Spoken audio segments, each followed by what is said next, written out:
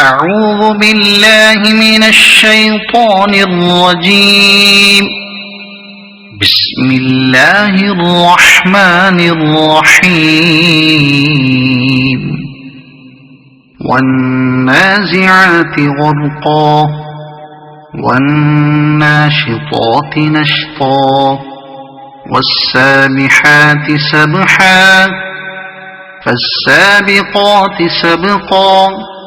فالمدبرات أمرا يوم ترجف الراجفة تتبعها الرادفة قلوب يومئذ واجفة أبصارها خاشعة يقولون أئنا لمردودون في الحافرة أئذا كنا عظاما نخرة قالوا تلك إذا كرة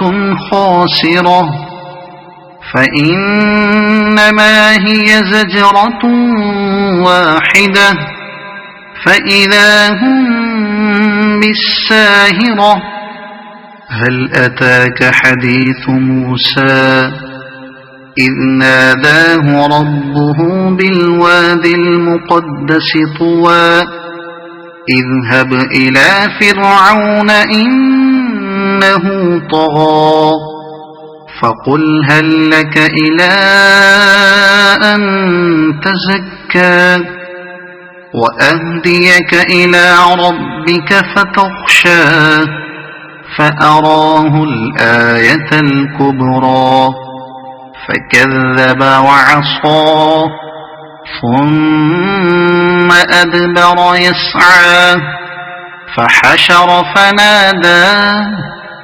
فقال أنا ربكم الأعلى فأخذه الله نكال الآخرة والأولى إن في ذلك لعبرة لمن يخشى أأنتم أشد خلقا أم السماء بناها رفع سمكها فسواها وأغطش ليلها وأخرج ضحاها والأرض بعد ذلك دحاها أخرج منها ماءها ومرعاها والجبال أرساها متاعا لكم ولأنعامكم فإذا جاءت الطامة الكبرى يوم يتذكر الإنسان ما سعى وبرزت الجحيم لمن يرى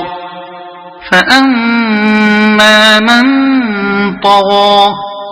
وآثر الحياة الدنيا فإن الجحيم هي المأوى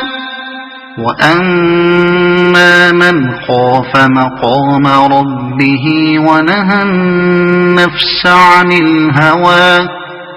فإن الجنة هي المأوى